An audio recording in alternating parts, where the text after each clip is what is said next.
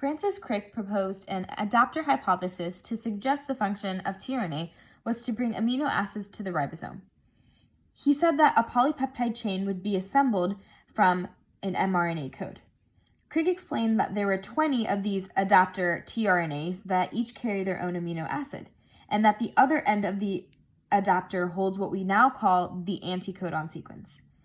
This is a sequence made of 3 nucleotides that corresponds to a 3-nucleotide codon on the mRNA strand.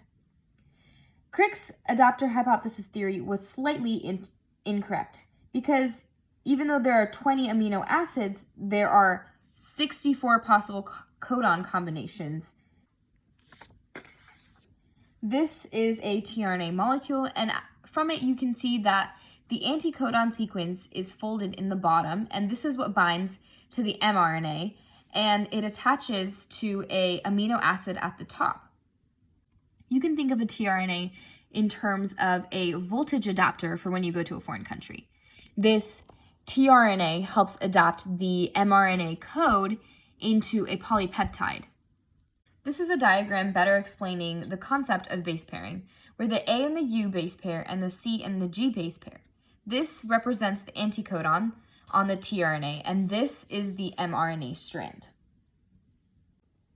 This is a diagram of how translation works using the tRNAs. So as you can see here, we have a ribosome, and connected to it, we have an mRNA strand.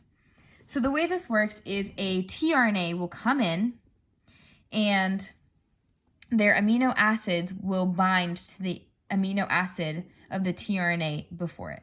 So it'll bind, the mRNA and the tRNA will move, and the next one will come. The amino acids will bind, and the next tRNA that matches with the codons at the bottom will come into the ribosome. And at the end, as everything has shifted, you make a polypeptide chain in the order of the mRNA. Let's take an example of what happens to a cell if the genetic sequence is altered. In the top, you can see that this A, adenine, is replaced with an I. If both of these are anticodons, this top one does not have a codon that would match with it on the mRNA. This, however, does. It has the ACU. Because this top one does not have an anticodon, it does not have a tRNA that can bring an amino acid. What will happen in the cell is that this will cause an amino acid to be missing in the polypeptide chain. So if this amino acid is missing, the protein will not be able to fold in the way that it was supposed to, and its protein could be dramatically altered.